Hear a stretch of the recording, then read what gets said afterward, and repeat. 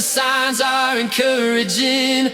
If tomorrow's news should shock the world, with Christ the Lord alighting on Mount Olivet or Mount Calvary, proclaiming His dominion wide. Oh, dead churches, wake up now. Where will you stand when the King arrives? I will not be unbelieving. I will watch and I will pray for the glory and the coming of the Lord in that great day. I will not be unbelieving. I will watch and I will pray for the glory and the coming of the Lord in that great day.